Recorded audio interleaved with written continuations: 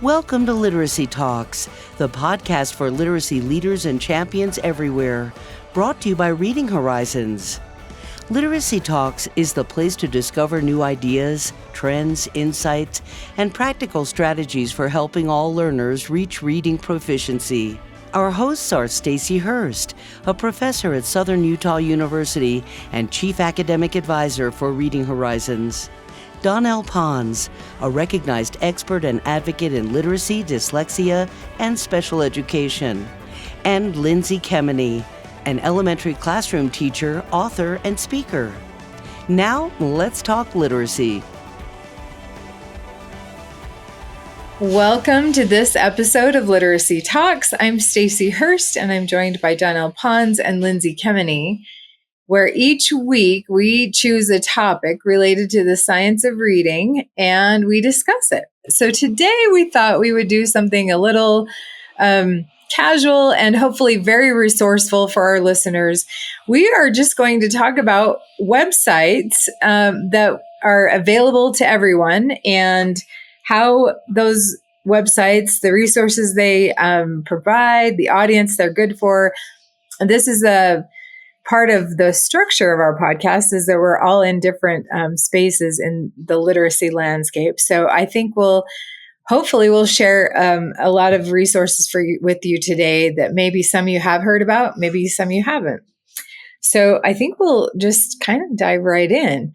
Lindsay, Donnell, anything to say overall about this topic before we jump in? No, it's fun. Hopefully it'll be helpful for everyone. So, yeah. We started saying, we'll each talk about 2 or 3, maybe 4, and then the list got really long. So hopefully we'll leave you with a good list. Donnell, how about we start with you? What websites do you want to share? Great. So I will. I'll start off with Cascade Reader. I've talked about it many times before, and I use it with all of my students. What it is it adapts the text, and instead of a horizontal, it's in a vertical, but it also has indentations on the left margin. Those indentations tell students, or are markers for students, about the syntax of the sentence, and it's to help with comprehension, support comprehension. And so the lessons, I highly recommend. I could tell you a lot about it, but then I think what the problem would be is because it's pretty intuitive, you'd say, oh, great, yeah, I can just pop in, I'll take a look at it. But I highly recommend the lessons that are provided on the website. And they did a really good job with these lessons. I do them with my student. We actually, because we're in a one-on-one setting, we'll sit with each other and we went through the lessons together. It was actually really enjoyable and interesting because we had conversation about our experience as we were doing it together. And so it'll take you and your student through what it is that you're doing with Cascade Reader, and then it will provide examples. So the student is given an opportunity to practice with some text. And that I highly recommend. And the indentations on that left margin are going to indicate to the student the part of speech or syntax for those particular lines of a sentence. And that indicates to them and also draws their attention to the comprehension pieces. What are the relationships between these parts of the sentence? And what it does, I think it does many things. And I think for my students who have difficulty with reading text anyway, it's an opportunity to slow down because many of them are reading too fast. That's one of the challenges that we have, is because you have this mistaken idea because you were always so much slower than everybody else in the class. You just have to speed up and be faster. And you're not spending a lot of time paying attention to commas, to periods, and to that prosody of a sentence, that pacing of the sentence, the phrasing of a sentence, all those things that really give meaning to a sentence. And those are pretty much lost on my students a lot. What this does is gives us an opportunity to slow that all down. And now they're really paying attention, and it's chunking really well for a student because we have to teach that principle of chunking oftentimes to our students, that we don't really speak word by word. We chunk things together. That starts to take on real meaning by being in this vertical sort of context or setting. So that's one aspect. And then your student can have it in their browser so that when they're on their own with text, they can pop it into the browser and have it put into a vertical format so they can use it as well. And they can use it for class. They can use it when they're doing some online work. If they have found it useful. And my students, I have found, request it. So I do kind of a little bit between each. I have text that's in Cascade, text that's not in Cascade, and my students prefer it, particularly if it's text that we're going to have some comprehension questions later. And it's kind of might be dense. It might be a subject I'm not used to. Can I have that in Cascade? The students will have to say, can we put that in Cascade? Absolutely. Let's put it in Cascade. And so you'll find that it takes a little getting used to for your students, but if it's explained, and I say those lessons are really good, if you give them a good base or of understanding, it really is helpful. And then there are some CKLA passages that are already provided in there that are in that already framed up in Cascade Reader to kind of, I guess, get you used to and show you. They also have some grade level passages. It looks like it goes down to 2nd grade and up to 8th grade. And what's interesting is sometimes for my readers who have had reading difficulty, it's interesting to show them, let's look at that 3rd grade passage and see the difference between the 3rd grade passage and an 8th grade passage. What are some things that you're noticing about the sentences? And my students have a lot to say. There are a lot of things they've noticed. Oh my goodness, the sentences are a lot shorter in that 3rd grade passage. See how they combine the first 2 sentences? Oh, and some of the words, that vocabulary, that's a lot more challenging vocabulary in the 8th grade passage. I really love having my students analyze the text and what might change in a text that is considered a higher level. So it just provides a lot of opportunities for your student to look at the text. Mind you, all of this is obviously to get to comprehension. So I said a lot about all the things that are going on. In the end, what I have found is that because my students have slowed down, they know what they're looking for. They're looking at relationships in those sentences. As we're stopping and going, boy, what was that? What was going on in that first? You do some of that sometimes with your students to get them to kind of tell you what's happening, and they're on it. A lot of times I've had to give some prompting. Oh, maybe go back and look at that first. Boy, once they get into this, it's right there. It's, oh no, it was right here. We did this. And then it went here. It did that. Did you notice that it said this? And they're a lot more engaged with the text, which for them, I know is a new experience, not to have to go back and look at something and have to be reminded. Okay. I have a couple of questions for you, Donnell. Sorry, Stacey. Yeah. Okay. Well, so first, this is Julie Van Dyke's project, Julie Van Dyke. right? And so I've heard her talk about it, and she's all about syntax. So for our listeners, they'll remember when we talked about, our Big Sky kind of wrap up, we were talking about what she was sharing about syntax. So Donnell, what it's doing, right? You put the text in and it's breaking apart into meaningful phrases. So it's kind of, it's looking at the syntax. So it will kind of tell you like the subject, right? And then it indents. Doesn't tell you that. So what it will do. No, but I mean, it shows you, right? Yeah, a system of indentation. So it's a system of indentation, takes the text and aligns it. So it's more in a vertical than horizontal. Mm-hmm. And on that vertical arrangement, it is indenting, and the indentations have meaning. They're meaningful. Yeah. They give a clue to the reader about, pay attention to this line of text for this reason, either subject, verb, one of the many clauses that can provide additional information. All of that's provided in the lessons, which I say are really important, because you might be tempted to jump on thinking, oh, I get this. I get it. You indent, a couple lines, you indent. I caution against doing that. Highly recommend the lesson for you and for your student. It's really the best way to go about it. And apologies to Julie Van Dyke. I don't know what I was thinking with my little memory lapse there as to her name, because not only do I think this piece is phenomenal, but her presentations that I've been able to see at conferences have also been phenomenal. And then she's had 2 issues in the perspective, which I'm holding up, that are on syntax of part 1 and 2, which I highly recommend if you haven't looked at that. And that's going to be another one of my website recommendations. So nobody take it, because I'm going to say this one too. Anyway, great information. So what do the lessons look like? When you said there's lessons, are there little like videos? Because you said the teachers should do the lessons too. So are there little videos of lessons, or what is it? It takes you through the text, and the text has exactly what you and your student should talk about. You can do it together, and then provides examples of what to do. So here's a piece of text. It's going to go into Cascade Reader, and then have your student pull the subject, pull the predicate or verb, and eventually you'll work your way up to a more complicated sentence, but it just starts with simple first. And so then what grades do you think would be so appropriate? the provided CKLA passages start at 4th grade, but they have them graded on a grade level. I'm going to check that. I believe it was first. I'm just going to jump right on because I'm always on Cascade Reader. Mm-hmm. And you know what? I have heard you talk about this over the years, Donnell, and what you're saying totally tracks, because when you first mentioned it, I pulled up the website. Recently, we mentioned it again on our recap podcast. So I pulled it up again. And this time it's a little more relevant to me because I am tutoring, in my world, older kids. One's in 5th grade. And so I pulled it up again. And I remember thinking, wow, this has evolved. And you're right. You can take a quick look at it and intuitively be like, okay, I see the idea here, but I didn't take the time to do the training. And now I'm going to do that. Yeah, those lessons. And it's great to do it with your student. Like I said, it's kind of, especially if you're in a one-on-one situation, it's nice to walk through it together. My student and I had a good time doing it together. Yeah, cool. But I can see how this would be helpful, like your adult readers, Donnell, because, it's doing these indentations, which at first you're kind of like, wait, why is this sentence now like, look like that? But it's helping the students understand the meaning of the sentence, because it's kind of where, your comprehension can break down if you don't understand, like Julie Van Dyke's point is the syntax, right? So you kind of have like your subject and your verb are like, one underneath each other. She doesn't use those. She doesn't put those terms. So it's not like all, but like they have an example. Cascade Reader is on one line. Is a tool is right under it, right? Because that's kind of our subject. And then is a tool. And then it indents under that and says designed, indents to enhance comprehension, so I can see how that's kind of helping them, because some sentences get really complex. So by indenting, and then they probably learn, I imagine, as you're going, Donnell, kind of what those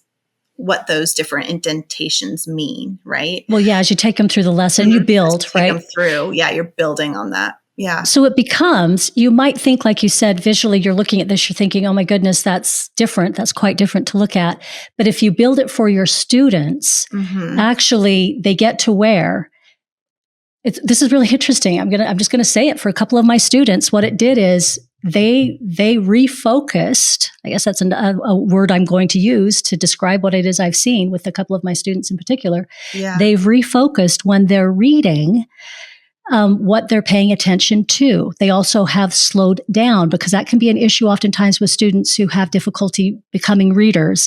Is that oftentimes those road signs that we talk about, the periods, the commas and such, they blow past them because they have this idea in their head that I'm so slow. I've always been so slow. Everyone's just waiting for me to pick up my speed. And that becomes an issue of having to put on the brake a little bit and tell your student, we're not reading that fast. Nobody needs to read that fast. So I'm losing meaning if you're reading that fast. And then you do all the prosody exercises and whatnot. But I find this really lends itself to the student slowing down, because they are getting more meaning out of it, because they're realizing what's going on in the sentence and the importance of those phrases, how they relate to each other. And I have found that they just self-monitor.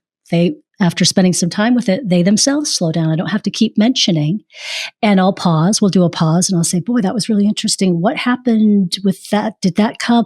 And my students are right on it. Boom, with the answer. Well, yeah, that was here. And that was because of this. And that's pretty unusual for them to be that responsive without any prompting. Yeah, it's pretty interesting. And then you said they can add an extension to like their browser. And what does that look like? So when they go on any website, like they can have it go into, so they go to check the news and they could have the news articles go into the Cascade Reader. Yes. It's just one of those browsers you can put up. It has a little icon and they can use it themselves. And there's plenty of text online that lends itself to being placed into a situation like that. Yeah. Wow. That sounds really great. I can't wait to check it out even more. Okay, Lindsay, what would you like to share first? The first thing that I will share is the UFly website. And this is like, even if you don't use, because they have a phonics program, even if you don't use their phonics program, this can still be a valuable tool. Of course, you've always got to consider the scope and sequence. But so if you just go to ufliteracy.org, and then there's a little button there called Toolbox, and you can click the Toolbox. And there's all different kinds of things that I can use in my classroom. So you can kind of see on this, if you scroll down after you click on Toolbox and scroll down, you can get this general overview of their phonics scope and sequence. And then you can go in. So for example, my class right now, we're working all about digraphs. We're learning all about digraphs. And so even though like my district has a different program we've adopted, so we're not using UFly right now, but I can still go in, I click on, oh, look, UFly has lessons 42 to 43 are digraphs, and I can click on that. And then they have decodable passages that are free. So I like those decodable passages. You just have to consider, like me, I have to consider that the scope and sequence is a little different.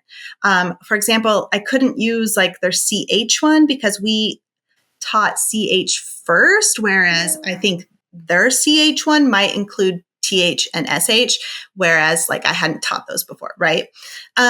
So there's the decodable passages. There's the roll-in reads, which I use regularly. So when I have a parent come and help with centers, I have them run like a little phonics game. So I'll have them do the roll-in reads and I can just print those off. So it's great. I don't have to be using their program. I can go and just do SH and it's like all SH words and it's perfect. And they have these little home practice sheets. And again, for me, like I'm not sending those home because they also have high frequency words on them, which are different, but I can print that little half sheet out. And then when I have like a paraprofessional or someone coming in my room, I can say, I can just cross out the high frequency words on it, but just say, okay, do this little word chain and and have them spell these words. And then I give them a word list with SH and, a decodable, and it's like a little lesson kind of for them to do right away. So I think that's really nice. Then there's also, if you look over, they have other things. There's printable resources. So if you don't have like a little graphing deck where you can hold up a spelling for students to, say the sounds, you can print those off. If you're running small group or if you do intervention, it's really nice to have different decks for each group because different groups are working on different things. And then that kind of saves you time, like as an interventionist or tutor, to be like, I don't have to like take out all the digraphs because these kindergartners are only working on, their single letters right now. Like you could just have different decks so you can print it out. So I think that's really nice. They also have under digital resources, they have this, it's called their UFly Foundations Game Generator. And again, you can go in and like, this is very custom. So you can go in and put the words, that you want your students to review, like certain phonics skills, you can type them in and then it's going to generate a game board. So I just did this morning because I had it generate a bingo game board that my parent can do tomorrow in class. She's going to do bingo instead of the roll and read. So it's really nice. Now the games aren't like as cutesy as what you're going to get off of like TPT or something, but it doesn't matter. The kids don't care and you can tailor it more to what you need. So sometimes we're using like other people's resources, but it might not follow our phonics scope very well or what your kids particularly need. And so the nice thing about the game generator is you can actually put in what words you want on the boards and then it will randomize them and give you like 6 different ones or whatever. So anyway, yeah, I think it's great help and it's all free. So I love that. I know. I love that. I do use those games with my kids that I tutor. And I love that you can customize them because like the roll and reads, I can actually do my own spiral review, right? Or I can sometimes, if we're going to do roll and read before the story we're focusing on, I can put words from the story that follow the phonics pattern. And you can print out cards. Like there are a lot of really good things on there. And they also have, I kind of told you where you first can get decodables. And if you haven't been on the website recently, they did like a whole new set of other free decodable Cool. decodables. So there's like the one in the lesson, and then I'm kind of forgetting where the other one is housed. I think it's probably in the principal resources. They have a whole nother set of decodables, which is kind of nice because you always need a range, right? Nice. Yeah. And a couple of years ago, I just downloaded them all into one file, and I've used them with my college students. They're really easy to use. And if you're not familiar with the UFly decodable passages, they also have a space on the page for students to illustrate the passage, which is a comprehension check too. So I really like that if there's time for it. Yeah, they're good. Just remember that if you are in the lower grades and you follow a very careful scope and sequence and you choose a decodable from someone else's scope and sequence, it's not going to line up perfectly. Even when, like, you know, they have like, oh, this is how we're aligned to UFly or whatever, and they have this document, even then it's not exactly aligned because, like I said, they might have, you know, CH might also have TH and SH, and maybe your first thing is CH. So you go to choose a CH, passage, and it's still hard, or the high frequency words. So you just need to be prepared for that. And some students totally can handle that, and it's no problem. And other students need, a lot more help to read them. So, yeah, then you really do need to customize at that point and stuff. Yeah, for sure. Interested in diving deeper into today's episode and exploring more literacy topics? Join us in the Science of Reading Collective, where we host the Literacy Talks podcast chat. It's the perfect place to share insights, ask questions, and keep the conversation going. But that's just the beginning. When you join the Science of Reading Collective, you're stepping into a vibrant, dynamic community explicitly designed for literacy champions like you. Access decodable texts, sound wall resources, and professional learning in our AI-enhanced community, all brought to you absolutely free. Find us at collective.readinghorizons.com. Join the Science of Reading Collective today and be part of a movement that's eradicating illiteracy. That's collective.readinghorizons.com. Cool. Okay, the one I have to share, the first one is Cox Campus, and I found this a few years ago. It is for early childhood educators, K-3 teachers, families, community health care professionals, district leaders. Like, they keep adding to their resources, and so I think they keep adding to their audience as well. It is free. Somebody funds that, so everything on this website is free. There's some really good self-paced, video-based courses, and they're all around structured literacy. And I think they go from birth to grade 3. I also assign my students sometimes to go on and complete one of those courses. They have a lot of printable, downloadable resources, also, of course, free lesson templates, assessment guides, implementation guides. They have a lot of things, a lot of professional learning communities, webinars. They have Q&A that you can ask, and they have coaching support as well. They have Spanish content, and then they're also accredited by IDA. And so that is, that you're getting quality stuff. It is really good for that early literacy and structured literacy space. And again, it has really good resources. There are all kinds of, I'm trying to think, early on I used, when they talk about assessment guides, they'll say, like, give a screener. What happens if your student is low on this? Then test this, diagnose this, teach this. Their phonics course is really good too. I don't know. Have you guys been on there? I haven't, I've been on there, but I haven't taken any of their courses. So I've kind of explored the website, and I'm always really impressed with everything Cox Campus does. So I feel always confident, recommending their courses, but I haven't actually taken any of their courses. They're all free, right? So yeah, they're really great. I actually went through them myself because I wanted to see what they were like before I assigned them to my students.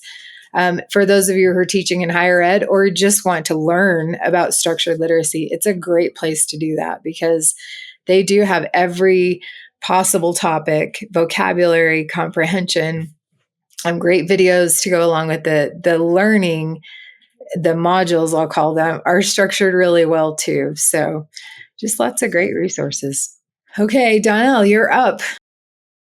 Great. Just the International Dyslexia Association website. I think it's an unsung hero. Been around a really long time, some great resources. If you have a membership, you get access to more publications than just Perspectives. It's the one I mentioned before in Cascade Reader, but you'll have an online version of Perspectives available to you and back issues.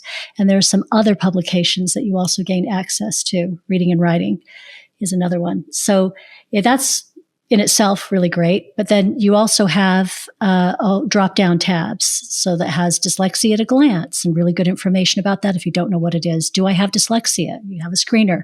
Definition of dyslexia, which we know is very important and is involved in many of our states and in their legislative directives about dyslexia. That definition is what they have. That definition is going to be getting a revamp, kind of an upgrade here at the end of the month in a conference in October. And so it's very important. A lot of people are waiting for that.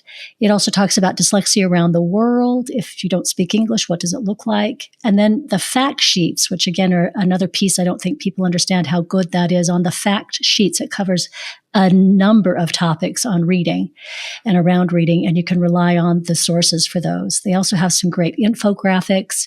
And then, of course, there's the whole structured literacy campaign that they've put together. So there are a lot of pieces that go with that. There's a way to find professionals, maybe wherever you live. If you don't have somebody, you need somebody who understands dyslexia, you need to be connected. They also have that. Beyond the membership, like I said, it provides access to some publications. And then there's also conferences. And those are fantastic. They have resources for youth, webinars. I tell you, it's pretty comprehensive. And then there's a bookstore where they also have publications. And I've purchased many of those over the years, and I have not been disappointed in how good they are. So a lot of resources. I was actually just on the website last night, looking at their phonemic awareness fact sheet. It was excellent. So clear. And, we have all this, all these different voices, sharing their thoughts on phonemic awareness. And I just thought they did such a nice job of kind of explaining and summarizing everything. And then this whole list of amazing, really good citations, for everything at the end. So if you're wanting to do a deep dive on any, topic, I think those fact sheets can be really helpful. Yeah, that's a great reminder. I have been on that website often too. And of course, when we did our season on structured literacy and we centered around the info map that's also on the website, and I know it's under construction, but they do have some things available. If you click on a certain aspect of structured literacy, it'll have some videos and resources related to that. I think the concept is fantastic, and I can't wait till it's more fully developed. It's a really good resource. Okay, Lindsay. Okay, so this is one that I just became aware of this summer. I went just to my own school district's conference that they have every summer, and I found this little gem of a class. There weren't many of us in this class, and it was just an SLP, a speech language pathologist in our school district. And so this is going to be great for any listeners out there who have students who struggle with articulation. So the website is called peachyspeechy.com. And she has these, these free articulation videos. So even if you just Googled Peachy Speechy, and that's like with an IE, Peachy Speechy articulation videos, and it should come right up. And you just scroll down, and she has all these really great videos of how she helps the students she's working with certain sounds. So this might not be this probably wouldn't be something you would do whole group, but just for particular students who are struggling with articulation. So I have a student who I've noticed struggles to say the S sound, and he kept putting his tongue between his teeth. And he's not in speech yet. So there's something that I'm like, I might have to refer him. Right. But So, because I've been trying to practice, and as a teacher, I'm not a speech language pathologist, so I don't always have the language of, what to do. So I just pulled up her little S video, and then I had him do it. And now he can totally say the S sound. No, I'm just kidding. It wasn't like a miracle cure. He still struggled, but but now I had, I showed him that, and we had some language, common language to use. And I like how she described it, and she has him practice, like on the video, she has him practice, and it's just going to help me. And now I have to do run little interventions for him. And then we're going to see if we can qualify for speech. But, so anyway, we don't always know, a lot of times I do go to my speech person at school and just say, okay, how do you tell them to do this? But this was nice because it was a little video. She's really darling, and I could just put it on for the student during, our small group time. I could pull him aside and have him do it. So yeah, so hopefully that is helpful to some of you out there.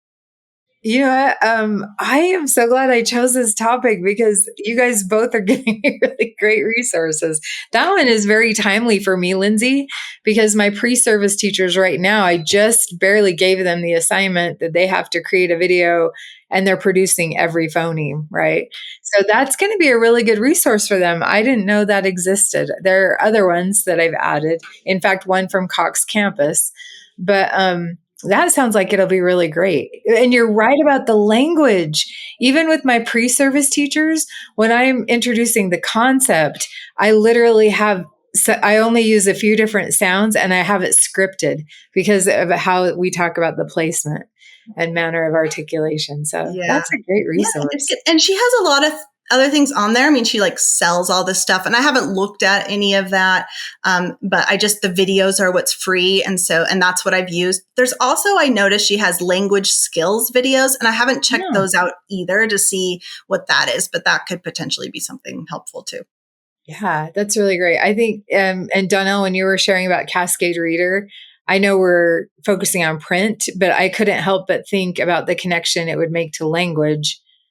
Oral language, spoken language too, just being able to break up sentences in that way. Okay, teachers, if you're like me, you want things that actually help in the classroom, right? This is one of those things. Reading Horizons Discovery is offering teachers free access for the whole year. It gives you simple, structured literacy tools, saves you time, and you don't even have to set up student accounts. Head over to readinghorizons.com/free and grab your license. You're going to be so glad you did. Okay, the next one I am going to share is the AIM Institute, and they have a lot of free resources, but they do have some things that cost money.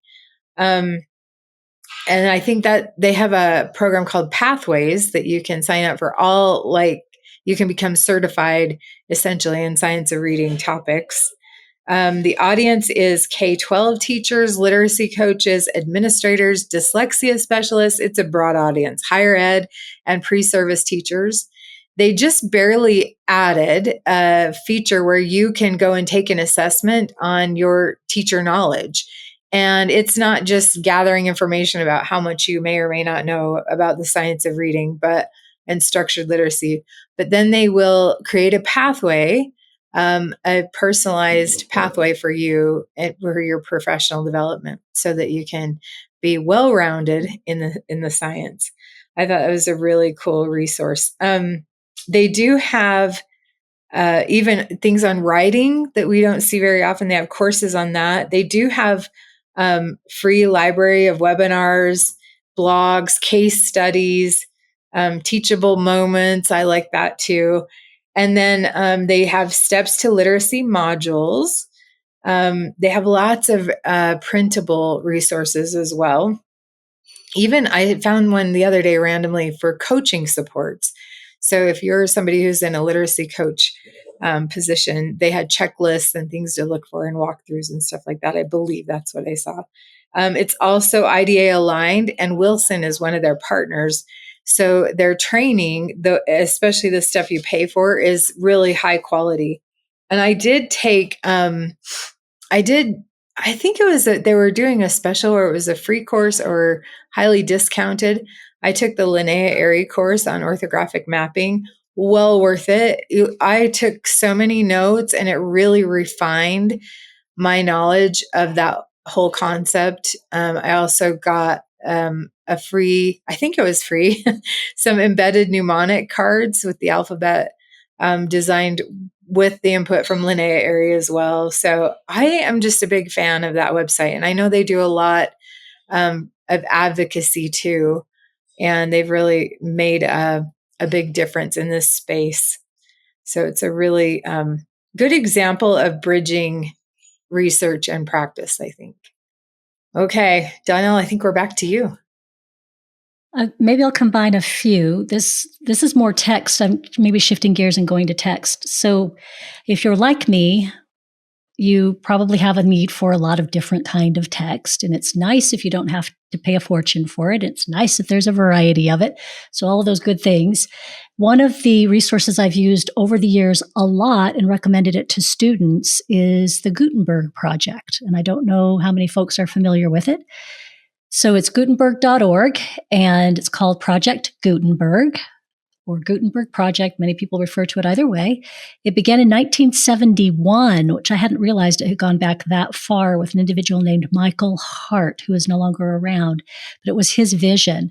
And essentially what it was is to put as much material as would be available in the hands of people for free in the form of e-reading or online reading. And apparently he's considered one of the fathers of the e-reader, which is interesting.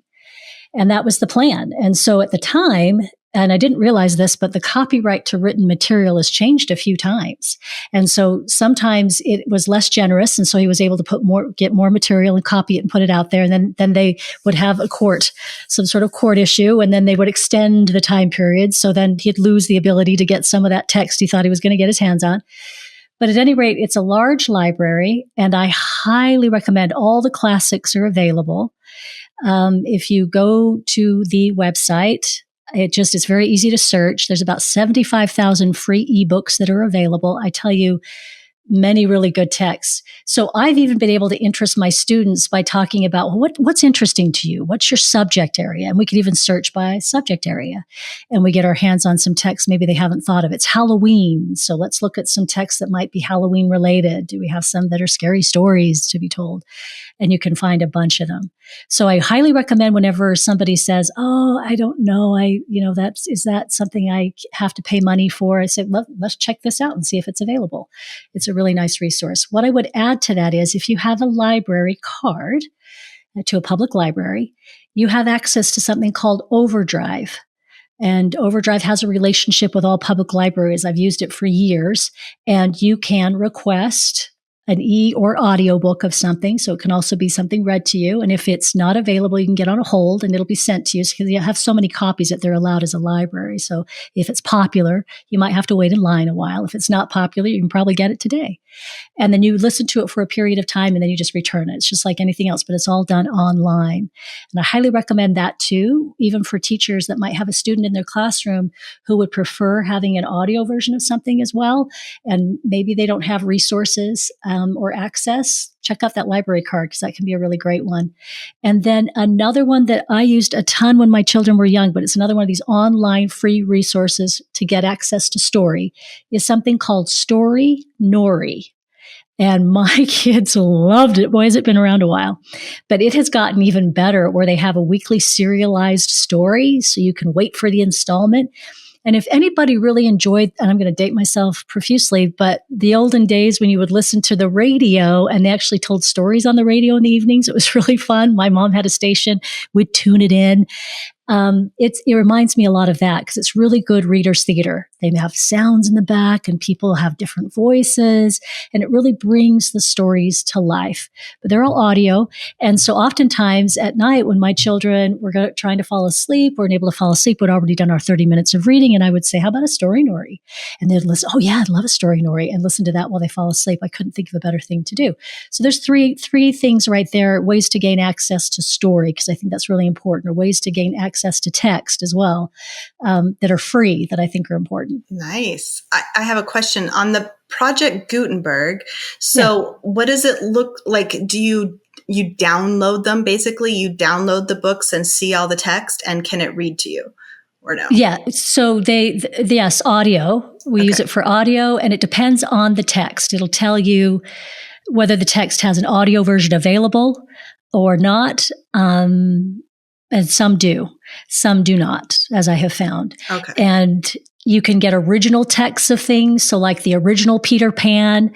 So a lot of these are things maybe you haven't seen because now you're looking at the 1985 or 90 version, but there was a 1934 or 40s version of something. And I highly recommend those earlier versions of things. So there's just a variety. It's a real variety. So I recommend jumping on and kind of searching around because you'll find all kinds of things on there. Yeah. Cool. Okay. Awesome. It's fun. Yeah, that sounds really, really great. You're just reminding me just the experience of listening to somebody who's really into what they're reading, and that reader's theater is a lost art, in my opinion. Yeah. We went on a road trip once and listened to The Shadow, which is well before any of our times, but it's so intriguing and interesting. I can't wait to check it out. Thanks for sharing that. Lindsay. Okay. So like Donnell and I were like in sync and we didn't even realize. So, cause I'm going to share some things for text as well, but these are more like print them out. And if you need free text in your classroom, print them out. So one we probably are familiar with, ReadWorks. You can get all kinds of free passages there. What I do is when I go to ReadWorks, you need an account. You just make an account. It's free. And then I click explore content. And then it's the assigned scope and sequence. You actually don't have to assign the scope and sequence, but you click on that button. And then it gives you, the default is like a topical scope and sequence by month. So you can say September drop down and it's like week 1, there's a topic, week 2, week 3, week 4. And so you click on one of those topics, like one of those, let's say week 1 is plant life, and you click it, it drops down and it gives you can choose grade level, I think from K to 8th grade.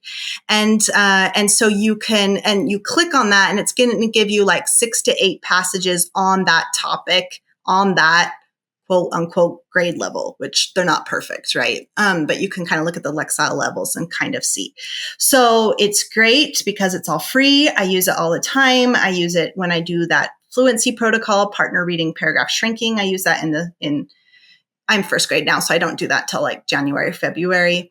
They do have decodables on there, but I want to give a warning about those because I think it's a bit of a stretch to call them decodables. I've never seen a very clear scope and sequence. So it's kind of like whatever that author felt was decodable is kind of in there. So those can be helpful if you want the student to have an easier text on plants or an easier text on, whatever it is you're studying. But just know if they really need a highly decodable, then those aren't going to be the best choice. For some students, it will be fine, right? And I kind of I was looking because what's new on their website is now they say, oh, there's you can do a scope and sequence of our decodables with UFly, aligned with UFly, and another one with Fundations. But really, it's not it hasn't been controlled. So it's oh, yes, here's a good one for, short O. But I click on it and it's okay, if they haven't been taught all those high frequency words and those content words, then this is only I actually figured it out because I don't know, I had too much time last night, I guess. I just went down this rabbit hole. It said on there that this was 86% decodable.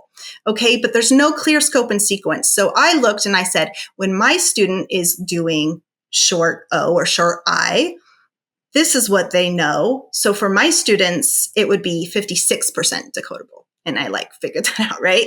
Versus the actual UFly one would be 98% decodable. So you just want to take that into account. It doesn't mean oh my gosh, they're bad, I'm never going to use them, but I'm not going to use them for certain students, right? Until they can do that, read those high frequency words. So anyways, that's just my warning with those is they're not, that can be a little confusing. And then another website, great for free texts, again, I think the same, like more if they're ready for beyond decodables, kind of like ReadWorks, is the text project. And that has a lot of free texts. And I'll tell you some of the ones I love. Like I would say grades 2 to 5. This is great. So they have FYI for kids. And I use those a lot with my son when I was providing intervention for him. So those are great. They're kind of like little magazine articles on different topics. And they also had a set called Talking Points for Kids. And I thought those would be really great especially if you wanted to pair them with some opinion writing, because they're kind of like these, exciting topics, and they can read about this and decide how they feel about it. And then, that could be great to pair with your writing instruction. And they do on the text project, they have some that they call decodable reads. Again, I would just say caution with those, because when I looked at them, they were really, there's that percentage would be really low, I think. So it's if your kids can do that, great. If they really need a strong decodable, then I would go with something else. But if they're ready to transition, then fine. Yeah. And I am glad you mentioned that website. That was on my list too. They also have a lot of good support vocabulary wise and comprehension. So I think, and I know their formula for decodability is different. It's Freddie Hebert. And everything is free. I love that too. I found that website, I think literally decades ago now, and have learned so much from it. Another one that I will just briefly mention, and then I'll say an honorable mention, is Reading Universe. Everything on the Reading Universe is free. And it really is, there are videos, there are skill explainers, there are printables.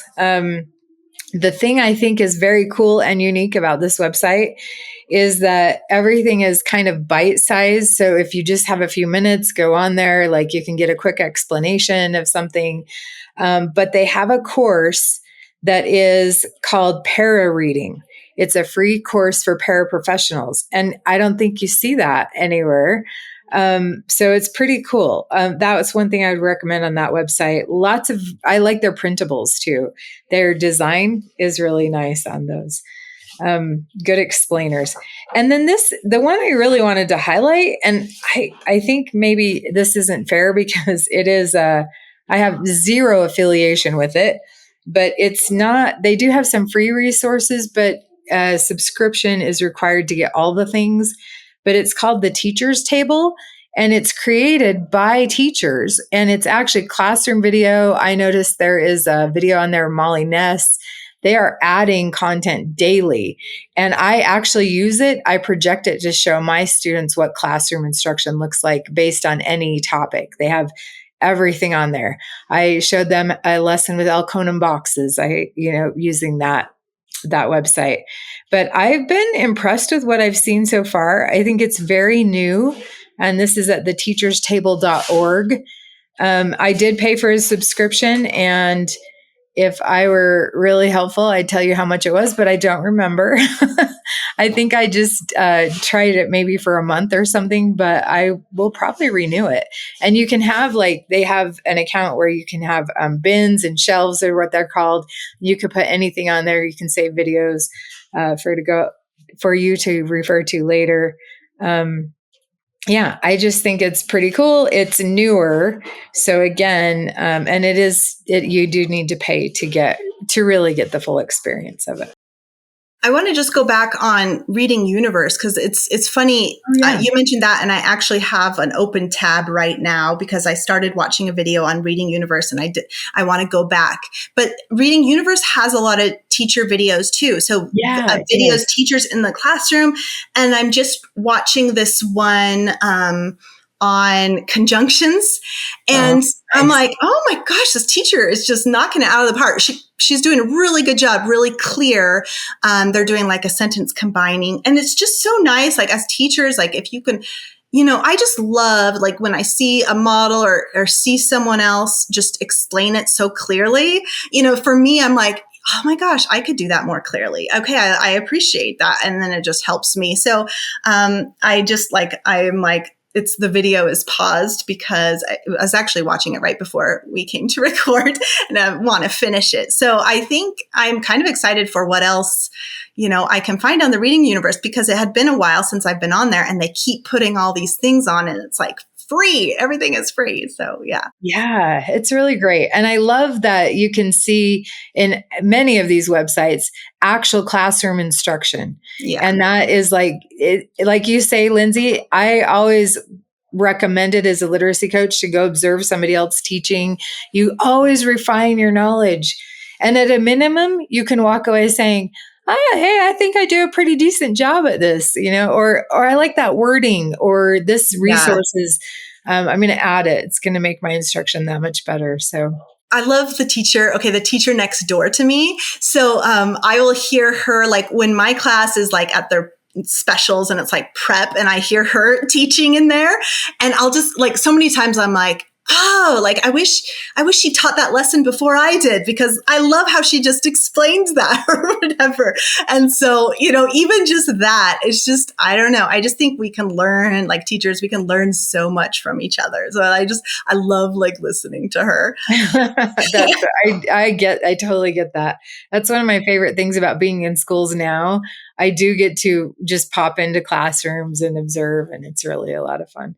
The other thing I want to mention about these resources is that most of them are free. Utilize them, right? I know we don't all have a ton of time, but I feel like they can be very beneficial no matter how old your students are. Like we've talked a lot today. I'm excited to look up some of the ones you guys mentioned that I didn't know about. And I think we're just getting more and more of them. So any honorable mentions? Yeah, I've got one. The New York Times. So I enjoy it as a publication for news, but also they've had for a long time, well, probably 20 years, maybe more, resources for teachers. And I've been surprised at how many teachers don't realize that, and they're free. So they have a whole section called Lessons in Teaching and a whole thing on how to teach writing. And they have 8 modules. They do a new curriculum every year, so you can look at the new curriculum for writing. Much of it's geared towards teens, that they do have opportunities for you to see what the ages are. I mean, the resources are so many that you could even Google in there, New York Times, 100 free resources for teachers. So they've labeled it under different things, but I highly recommend browsing through there as an educator, because they have some really great things. They have AI and students and what they think about it and how they're using it. They have teen topics, and we have a reporter that reports on that topic, and the students can send in questions, and then they get to see the reporter respond to the questions from teens. So it's really interactive, and I just think it's a great resource. I'm surprised I don't see it more often. I've never heard no idea. I know. How cool is that? I've never heard that they had teacher things. So when I went to New York Times, I didn't see anything, but if I Google, I just put in New York Times teachers, you think that would, okay. And then I lessons in teaching, teachers and writing school lessons. Employees, it says. So, wow. Okay. And it's mostly writing lessons. Yeah, as a publication that they are, it's mainly writing lessons, but they also have some math, they have some science, and they also have taking apart what we read. Oh, here we go. To make sure the sourcing of it, how well did I understand that? Am I being led in what's being said? So it's a way to have some savvy about what it is you're reading online. It's really good. Okay, so so if you look for Learning Network, so that's what it's called, the Learning Network. So it's Learning Network. It's also Lessons in Teaching, and there's a bunch of terminology. Okay, yeah. I found like one big heading where it's like the Learning Network, and then there's all this stuff, and it tells you how to use the site and lesson plans, writing prompts, just like you said, quizzes, vocabulary. Oh my gosh. Okay. Awesome. You guys, I have a to-do list, but I want to block out time and go here. Lindsay, you were going to mention another honorable mention? Yeah, honorable mention, devinkearns.com/finder with a PH. I use that all the time to find certain words with certain spellings, right? So you're like, when does OU spell the sound O? Okay, I'm going to search up and see. And then you can look for 1 syllable, 2 syllable, 3 syllable, whatever you need. Yeah. And then to go more from the orthographic patterns to the morphological patterns or history, etymology, Etym Online. Great dictionary. Yeah. I love it. I use it daily, probably, actually. So lots of good resources out there. What I also love about all of these resources is the way it enhances teacher knowledge and that gives us the opportunity to use our knowledge to distinguish. Like Lindsay, the examples you gave of percentage of decodability, that is a perfect example, using our teacher knowledge to make sure these tools work for the students that we're working with. And then because it is the time of year that it is, Reading Horizons is also offering free access to their online curriculum right now. And I know you've probably heard about it because they've been promoting it. But if you go to readinghorizons.com/free, then you can access it there too. And that really is their whole program. So good stuff. Thank you guys for this conversation. I'm a little bit energized and motivated to go look these up now. And I'm excited for the possibilities. So thank you. Wow, thanks. And those of you who are listening, if you have any other suggestions, we are open. I think we all three learned that there are way too many resources to cover in one episode. So feel free to send us what online resources you utilize and are helpful for you. And we hope that you'll join us on the next episode of Literacy Talks. Thanks for joining us today. Literacy Talks comes to you from Reading Horizons, where literacy momentum begins. Visit readinghorizons.com/literacy talks to access episodes and resources to support your journey in the science of reading.